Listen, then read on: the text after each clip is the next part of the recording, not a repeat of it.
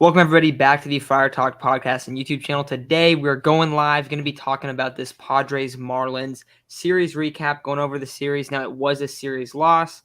Offense wasn't there in the first couple games. And then third game of the series, Padres offense explodes.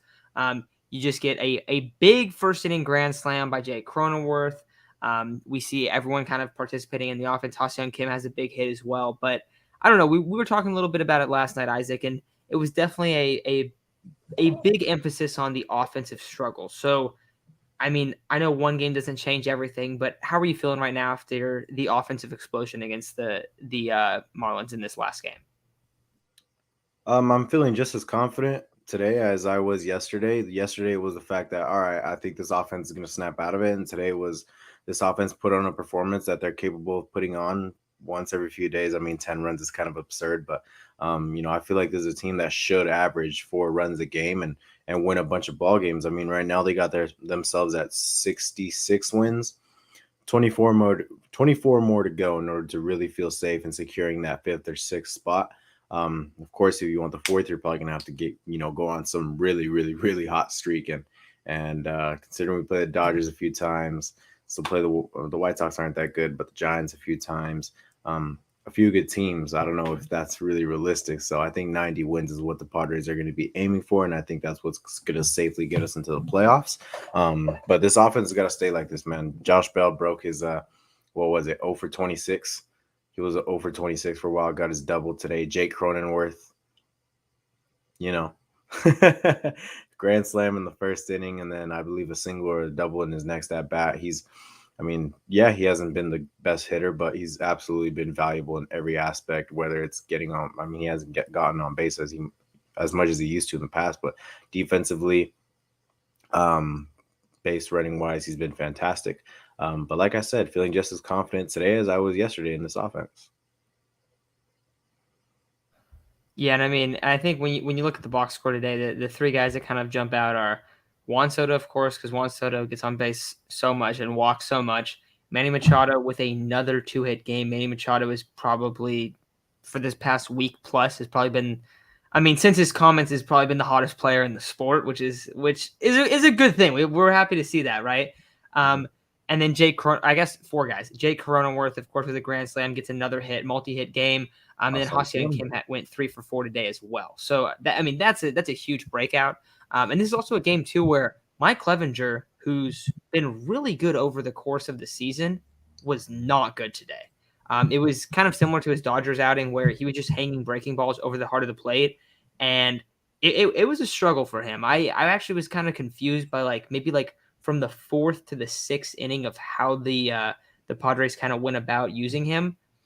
I know you don't want to pull a guy early, but after 4, I was like, dude, if they throw him out there for the 5th, and I know you don't usually do that, but my thought was, if you throw him out there again, bro, he's gonna struggle, because he just seemed off today. So that was a little bit tough to watch in terms of him. But if you're gonna have an off day pitching wise, 3 runs isn't the worst thing in the world. I know he didn't make it. He didn't make it through 5, right? He went 4 2/3, I believe. So. 4 1/3, 4 2/3.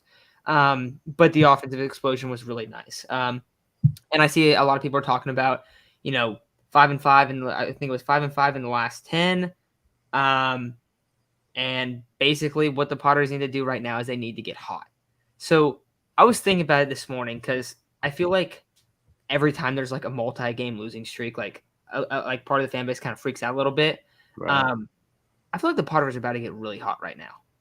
And I don't know if that's just me feeling that. I honestly do, though, because if you look at the upcoming schedule, dude, it's so light. You have the Nationals, then you have the Guardians. Both of those series are at home. And then you have 2 road series against the Royals and the Giants to finish it off. I feel like at the end of August, we're going to have a very good idea of where this team is at. Because you can't struggle in these games. We've talked about you played the Dodgers, 9 times in that last month plus? Yeah. I guess it's just that last month. I guess it's just all of them are in September. But this is, I think is it 11 games?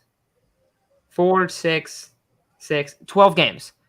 A 12-game stretch where the Padres need to win 8, 9 of those games. 8 or 9, and you're going to feel really comfortable if they do that. So these opponents coming up, these are huge series. And I feel like we talked a little bit about it last night, but the Padres hit a lot better at home.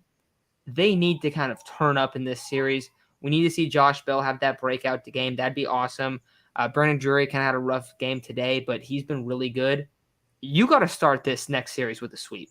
I'm not super concerned when I look at this Marlins series because when Chase and I were talking about it on Monday, because we were kind of doing a little recap of the National Series, a little preview of the Marlins series, and we were talking about we're like, okay, like how confident are we really in this upcoming series? And a lot of people in the chat were saying, I think we're probably going to lose 2 out of 3. Now, the Wednesday game was one of the games that people thought that we were going to lose because Pablo Lopez was pitching. But you go against Sandy Alcantara, that one was going to be tough. Everyone knew that. And then you get shut out. So not ideal. But, you get shut out. You lose the Tuesday game. That was a rough one. And then you blow up in this Wednesday game. Against the Nationals, you take 2 out of 3. And that Saturday game, I know that there was the runner, like the not being able to drive guys in, but the way that the Nationals took the lead late in that game was complete bogus. So I think we're maybe underestimating how well this team is playing right now. And I think they're going to go on a fat win streak. I really do. I honestly believe that. So I think you need to start. The Padres are going into the mindset against the Nationals of we need to rip a 4-game sweep, which you do not see very often. I think I said it last night. The Nationals suck. The Nationals are terrible. Yeah. Like this is the exact game where you need to go in there and just absolutely explode, and you need to take 4 of them. That should be the goal. The goal should be to take 4 of them. The goal should be to hopefully, basically to win 9 of these next 12 games. And I think it's doable. I really do think it's doable. The Padres have played the Giants really well this season. The Royals aren't good. The Guardians are good, but it's a home series, and you also have 3 rest days coming up. 2 in between that Guardian series, and then 1 after that Giant series. So this is a huge part of the Padres schedule, and I think they absolutely need to capitalize on this. And hopefully this kind of 10-run explosion is something where we see, all right, this offense is waking up a bit. You don't need to score 10 runs a game, but they need to be more consistent. If you just have a couple big innings, you just have a couple bombs that are really important.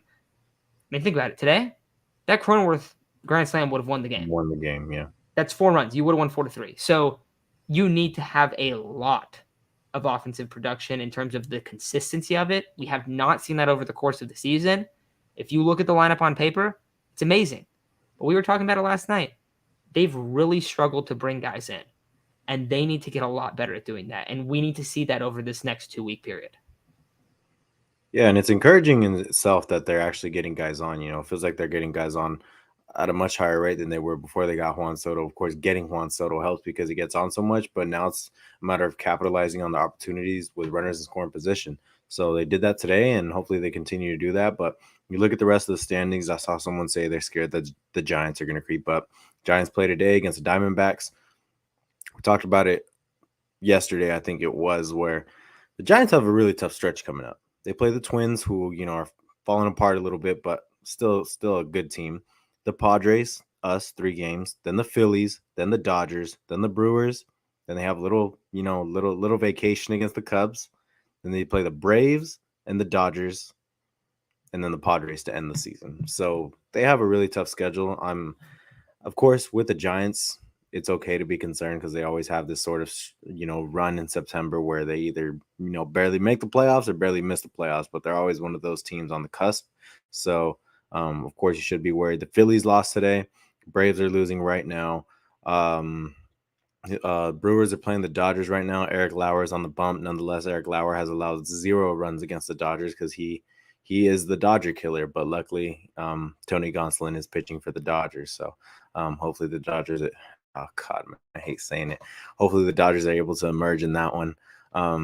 But, yeah, man, they played really good today. They played really good ball today. Mike Clevenger didn't really have great stuff. He let a lot of breaking balls hanging over the plate. The Marlins were able to capitalize. So hopefully he's able to bounce back. What has he had? 2 or 3 rough starts in his past 3 starts, something like that. But I guess this was sort of a rough start, but the pitching is going to be really important, man, because Joe Musgrove was on a little bit of a cold stretch. To say he bounced back, I'm not going to fully really say that, but Manaea has like an 8 ERA and however many like in the last month or more. Mike Clevenger's had a few bad start, or two bad starts at minimum in the past 3. And I mean, Darvish and Snell are doing their thing. So I mean, really, we need this rotation to be able to bounce back in full force the way that they were earlier in the season when they were. I mean, I'll check, but they were a top 5 rotation earlier in the season. So we really need them to be able to produce the way that they were earlier. Yeah, and I think that, we look at where this team's at. Isaac, we were texting about it earlier, but what is the record that the Padres need to get to win 90 games after today? 24 more wins, so it's around like 24, like 24 and 18, which should be doable. Mm-hmm. And if you take 4 against the Nationals, what is that? 2 games over 500? That's not very hard to make. Like, that's a 90-win team should absolutely make. I mean, that should make the 5th seed, right? In theory. Mm-hmm. Yes. So yeah, I mean, we're looking at this schedule coming up. I think, I don't know, my concerns right now. I've been really happy with the Padres bullpen. That's actually been something that it's kind of gone under the radar lately, just because of the offensive woes. Which, I mean, that completely makes sense. But you look at the bullpen today, they looked really good. Adrian Morejon came in with runners on, got out of the jam after I think he walked or hit the first guy. And then he gets out of the jam. Robert Suarez, since he's been off the IL, I don't even know if he did allow, I think, a run or 2 against the Dodgers, but he's looked fantastic. His ERA is under a 2.8 at this point. He's looked really good. You were talking about Tim Hill earlier. He hasn't allowed a run since July 1st. He's been going crazy. Luis Garcia hasn't been great. But if we look at the rotation, we look at the bullpen, the pitching has actually been really good. And that's why the Padres producing at the plate means so much, because you're not going to go up against very strong pitching in these next couple weeks. You have to take advantage of that. And you don't need to go and explode for 10 runs, but if you explode for 4 or 5 runs, that's going to get it done. That's absolutely going to get it done there. I see some people are talking about the next little stretch. 500 over the next 3 weeks is unacceptable. I think so too. I mean, I don't think I see JDS says we need to win and stop relying on other teams to lose. I think that's a perfect way to put it, because you hear that a lot. I feel like a little bit more in the NFL, where it's like, okay, we control our own destiny. The Padres control their own destiny. Now, most of their destiny is going to be against the Giants, in my opinion. I was talking about that a little bit last night, where, the Giants are a team that they could creep up. What's the best way to prevent them from creeping up? You beat them. You play them quite a few times. Sure. That's the last series of the year. You got to beat up on the Giants. They did beat them in the most recent series. They've beat them the majority of the year. But I definitely think that this is a team that if you can just get consistent on offense, because I'm pretty comfortable with the pitching. I know Clev hasn't looked that great over like the last few starts, but even today, it's not like a disaster start. The only guy that I'm not confident at all in right now is Manaea. Musgrove's looked a little bit better over his last few starts. Darvish has looked great. Snell has been fucking absurd, dude. Snell has been ridiculous. We were talking about that yesterday too, but I don't know, dude. I see Nick says Section 8 is his favorite Kendrick album. That's my favorite Kendrick album and also my favorite album of all time. So I appreciate it, Nick. But sorry, I got distracted a little bit. But yeah, I mean, the consistency at the plate is where it needs to. It really is important. So it was nice to see Cronenworth get a big knock today, just because people have decided that since Eric Hosmer's gone, we got to rip Jake Cronenworth now. But I'm pumped, man. I feel like this team's about to hit a hot streak, and this is the exact time to do it. Yeah, my favorite K-Dot album is Damn.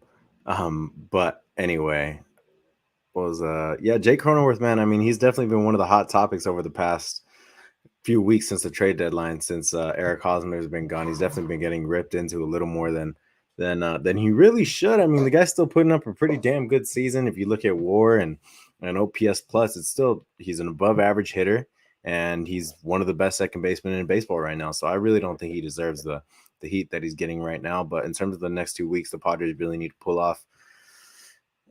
I don't know how many wins, man. I think 10 would be really, really nice. I mean, you got to get to that 90 win mark in order to really feel safe. That, in that sense, if you get to that 90 win mark, you're basically doing what JDS third said.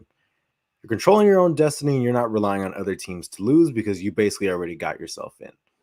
That 90 win mark almost exclusively means you're definitely at least minimum getting the 6th seed, but the 5th seed is definitely in the realm of possibilities. So, you do want to get to that mark. That is the mark.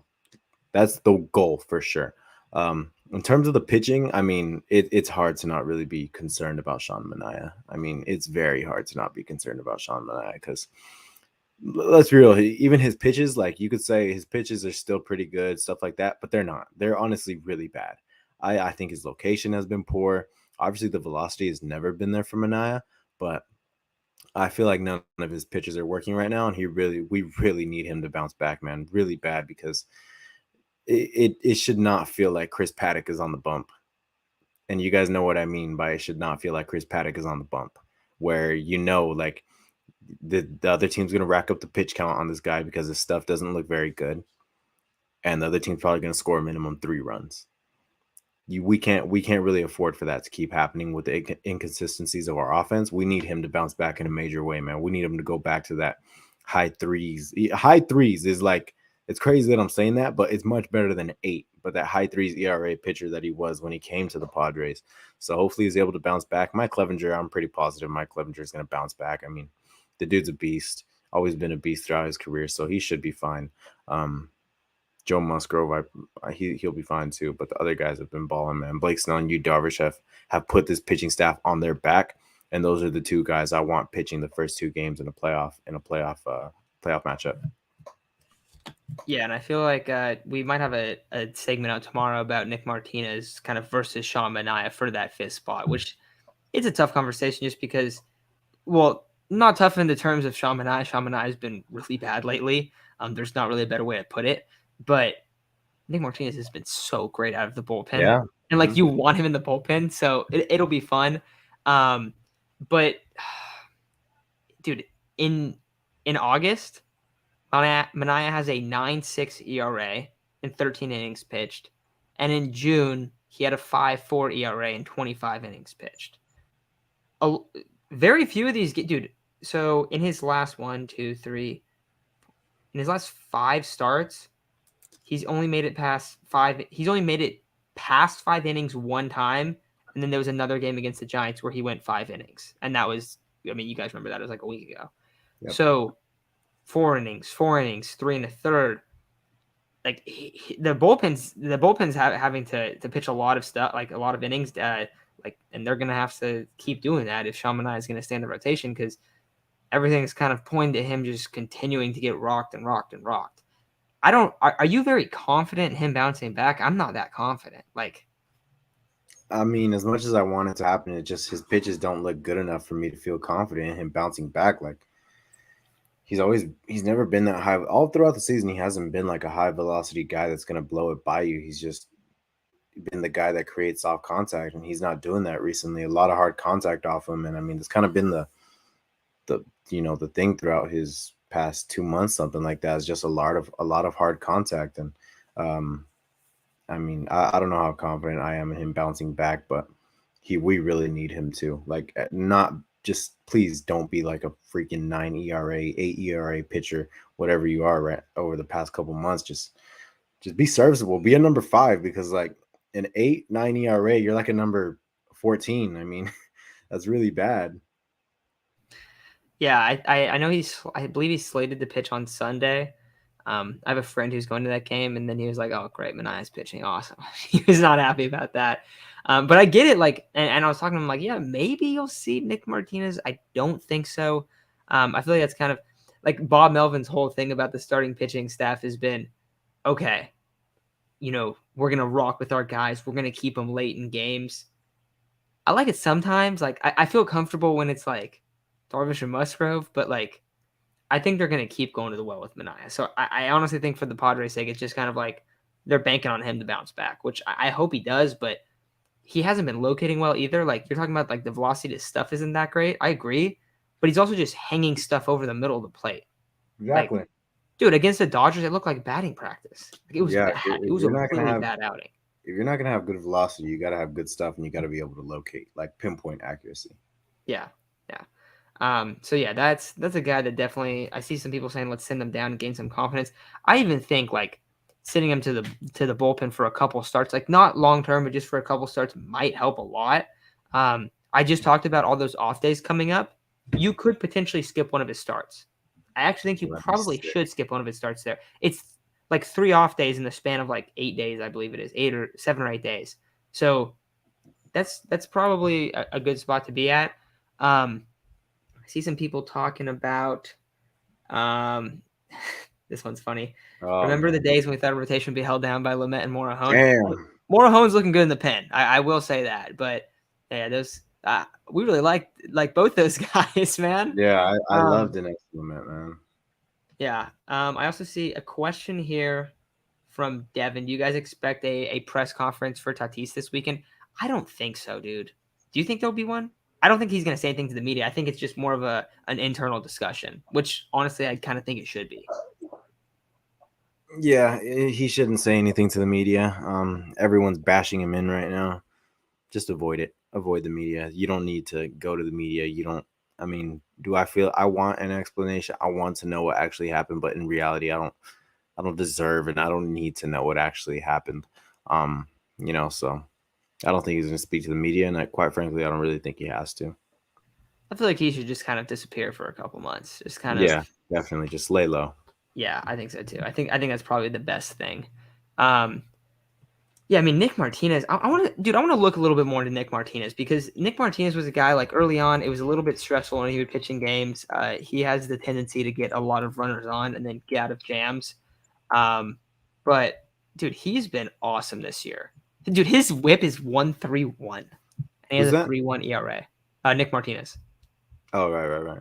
And that's a pretty high WHIP. So That is high. I mean, I want to see his game stats recently. So I know that as in the bullpen, he's under a 1.5 ERA. Early in this, I mean, let's see. So far in July, oh wow, oh my god, he has been absurd lately.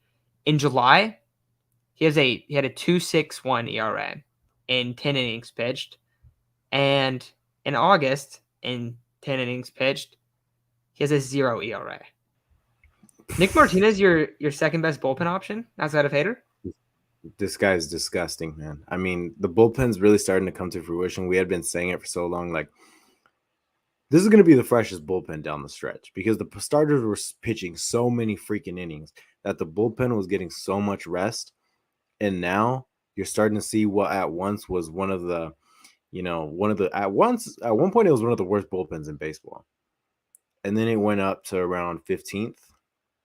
And now you got Tim Hill, who's allowed only a few runs since like July 1st, something like that. Nick Martinez with the 0 ERA this month. Like Josh Hader, of course, is not going to have outings the way he did against the Giants all the time. That's really the only team he struggled against this year is the Giants. So he's definitely going to be one of those guys that's going to hold it down more often than not. Drew Pomeranz is, in AAA right now, I believe. Like this bullpen is really starting to come to fruition. They're starting to, pitch a lot of productive innings the way that we had wanted them to all year, but definitely being able to preserve them at the beginning and even middle of the season where the starters were throwing a lot of innings and that 6-man rotation.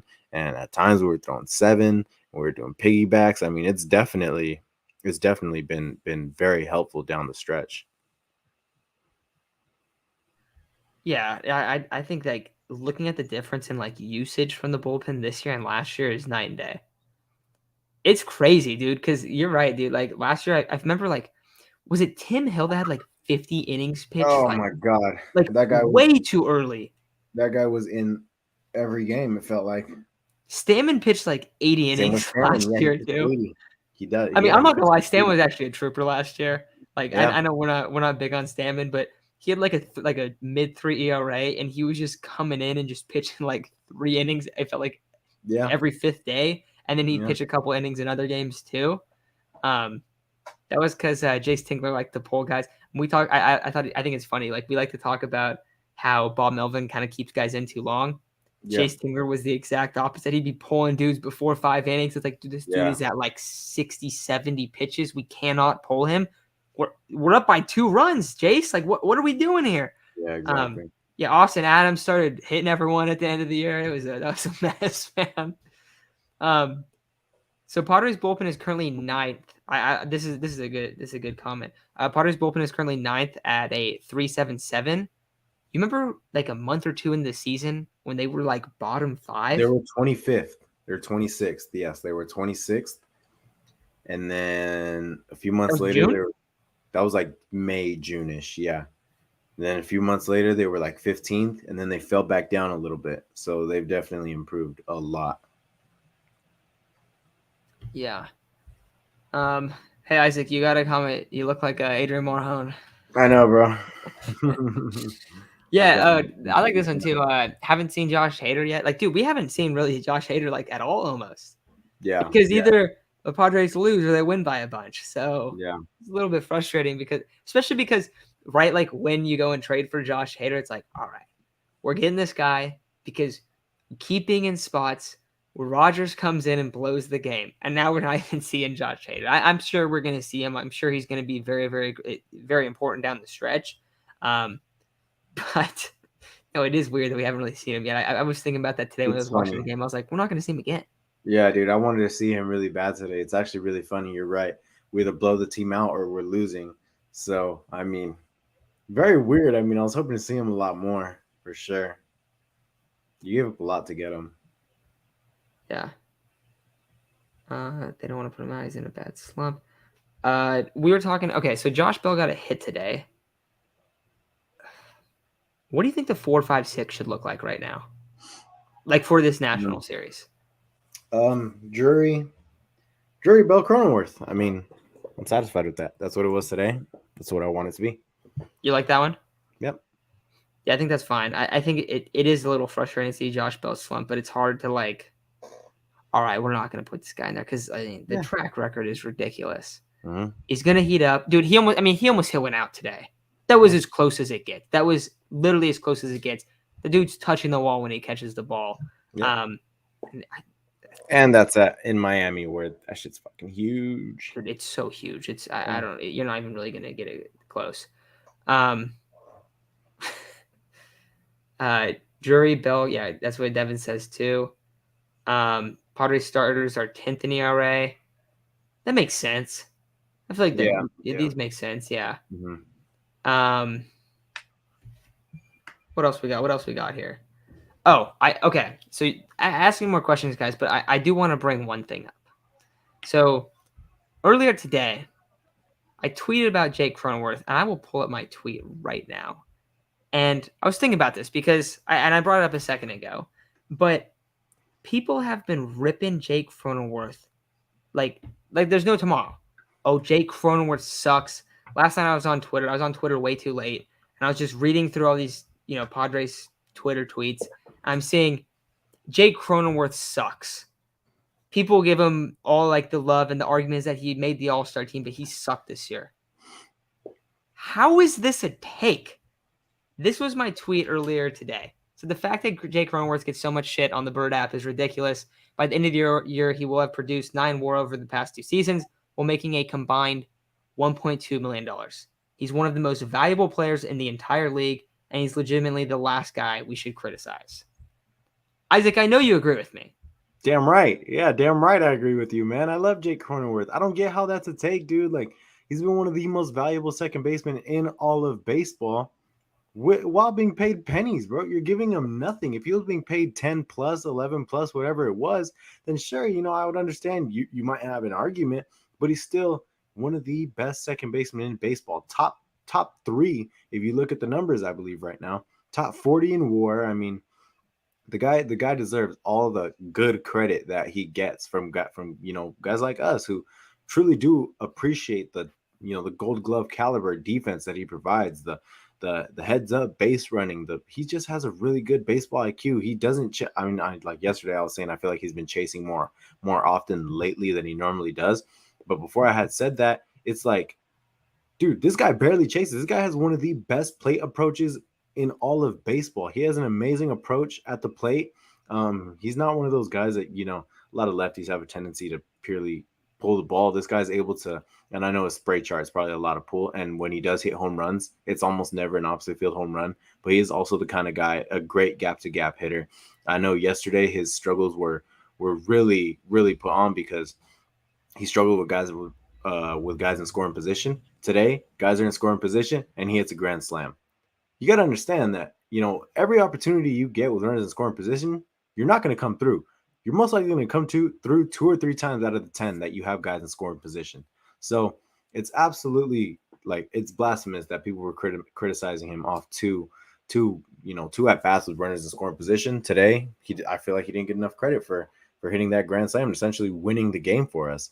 But yeah, people need to leave him alone. People need to leave him alone. You can't bounce from $20 million zero or negative WAR horrible defender Eric Hosmer to now bashing one of the best second basemen in baseball. Yeah, and that's the thing. He's also playing a position where, what is that? Besides catcher, that's like the position that has the least offensive output. Mm-hmm. He's an elite defender. He's top 10 in terms of WAR and base running, and he's not like super fast or anything, but he never makes mistakes in terms of base running. And that's something that, dude, we've seen in the Padres this year. How many times have guys got thrown out for ridiculous stuff? And then, yes, he's having a down year offensively. I see some people talking about how he pops up a lot. I think it was Ace that said that. I'm not denying that. I'm not denying that he's had an off year offensively. But if your off year is a 110, OPS plus, and you're an absolute dude, that's the other thing. You talk about the runners in scoring position, dude. He is a menace with runners in scoring position. He has exactly. He was so good. It's like a 140 WRC with runners in scoring position. People are maximizing the 2 at bats he had with runners in scoring position and got out. I'm pretty sure he's above minimum 280 average, I think, with runners in scoring position, and a way over above average hitter in terms of WRC plus. Yeah, so I don't get it, man. I mean, in terms of and I sent you that tweet today. It was talking about Cronenworth, and they were saying hey, this guy is so he is a very, very smart player. He often has discussions in the clubhouse about this is understanding all of the advanced analytics, understanding what to do in every single situation, and he doesn't make many mistakes. It's very few. He'll have a couple errors and you'll see some stuff. But a lot of times when there's errors, it's kind of weird plays and stuff like that. I remember the one he had a throwing error the other day, and it was just I forgot who the pitcher was, but I think it was Nabil. Nabil was at going to first base late, and it kind of threw everything off, and then he had a throwing error, and it was everyone was freaking out about it. But he's top 40 in WAR. Yeah. He is so valuable, man. It is crazy to me. Saw some other stuff here. Is Grisham back to last year's Grisham? Dude, I hope so, man, because he has been on fire for the last month. But oh my God, was he so abysmal at the beginning of this season and last year? Mm-hmm. Yeah, so I mean, with Trent Grisham, he's got over an 800 OPS in the past month. He's been fantastic. I mean, 14, 15 home runs in the past 30 games, something like that, or maybe more now. But at the time of the National Series, last time I checked, it was 14 or 15 home runs in the past 30 games. That's absurd. He's slugging. He's one of the best sluggers on our team right now, playing the defense that we anticipated he would play all year long.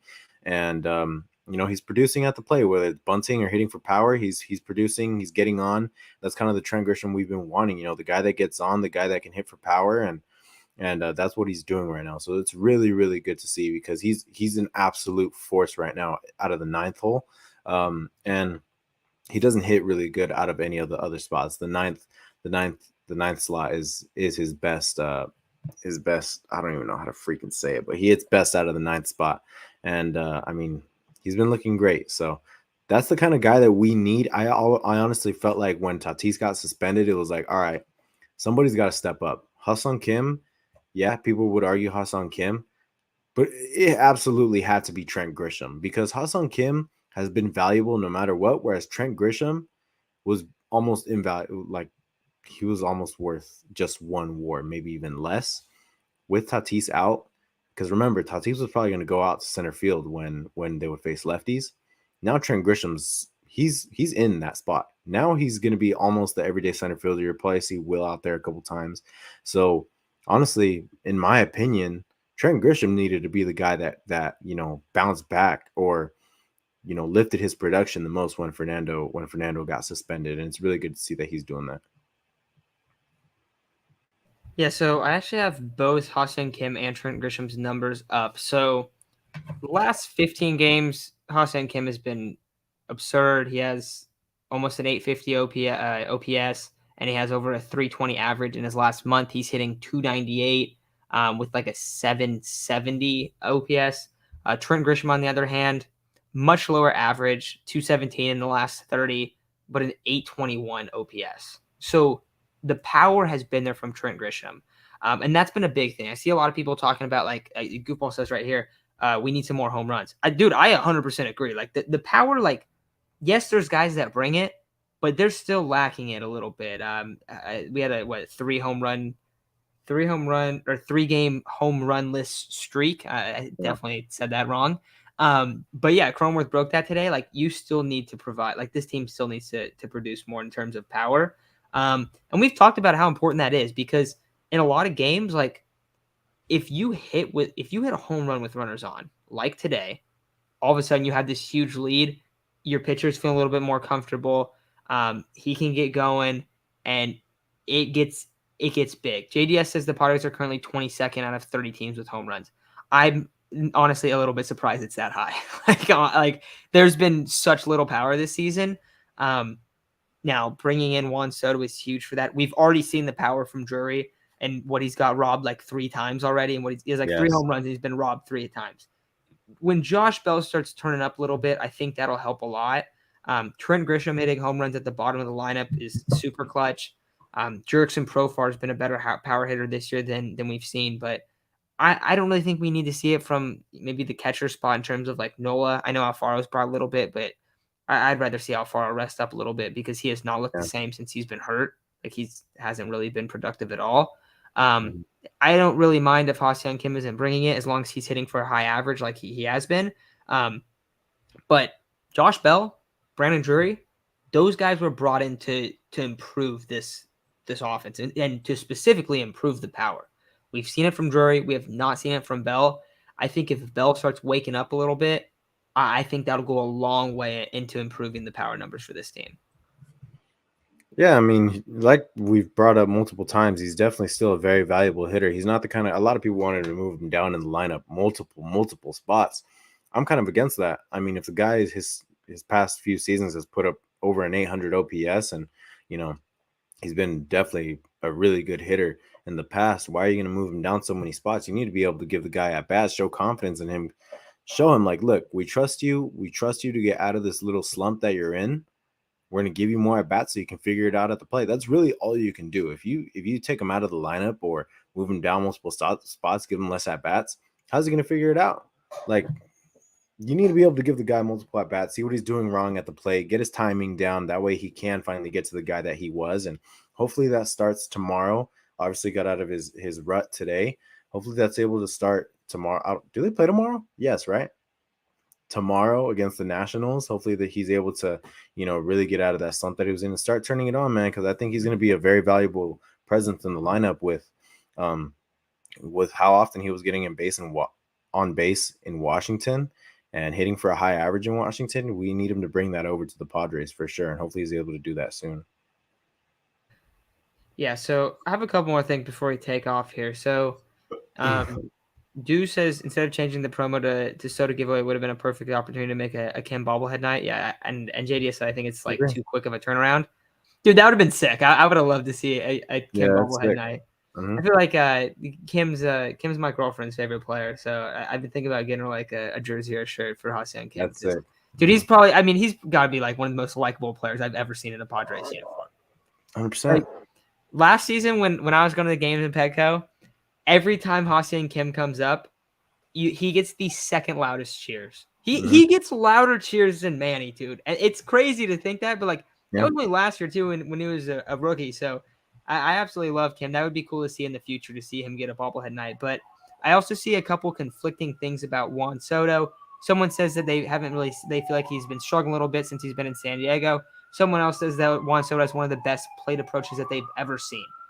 What is your take on Juan Soto so far in a Padres uniform? I can't believe I got to discuss this. I mean, He's not been struggling. The guy's getting on base. He's doing Juan Soto things. He's got above 1,000 OPS. He's, hitting his doubles. He's doing what we expected Juan Soto to do, and he's been worth everything that we traded to the Nationals. I mean, the guy has the best approach at the plate I've ever seen. That is easily, no doubt in my mind, the best plate approach and quite possibly the best hitter I've ever seen. I don't even know why I say quite possibly. That is the best hitter I've ever seen. And you can argue for Fernando, but the thing with Fernando is that, oh God, I set us up for he's a cheater.